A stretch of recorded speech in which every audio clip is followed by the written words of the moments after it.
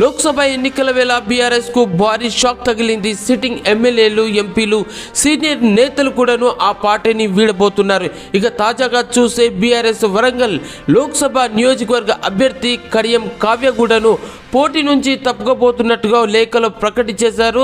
తాజాగా జరుగుతున్నటువంటి పరిణామాల దృష్ట్యా పార్టీకి అప్రతిష్ట పాలు కాబోతుంది అని చెప్పి ఊహించి తన లేఖ రాసినట్టుగా తెలుస్తుంది.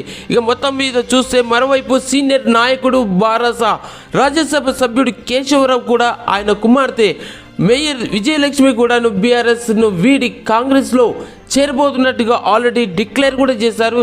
ఇప్పుడు బీఆర్ఎస్లో ఇదొక సంచలనం కాబోతుంది. ఇక గురువారం ఒకే రోజు చోటు చేస్తున్నటువంటి ఇవి అన్ని పరిణామాలు బీఆర్ఎస్లో ఇప్పుడు తల పట్టుకునే రకంగా చేసేసాయి.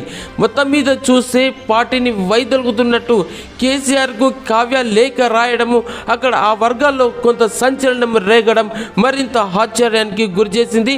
మొత్తం మీద చూస్తే విషయంలో బీఆర్ఎస్ పార్టీ ఖాళీ కాబోతున్నట్టుగానే తెలుస్తుంది.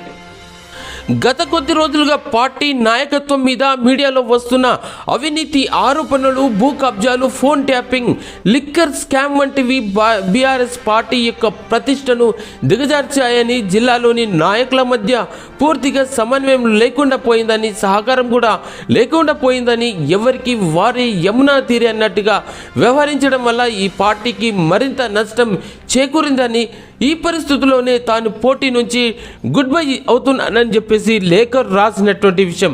ఇక కేసీఆర్, బీఆర్ఎస్ కార్యకర్తలు తనను మన్నించాలని చెప్పేసి కావ్య తన లేఖలో పేర్కొన్నటువంటి విషయాలు. అయితే 3 రోజుల క్రితమే కావ్య హైదరాబాద్లోని కేసీఆర్ను మర్యాదపూర్వకంగా కూడా కలిశారు.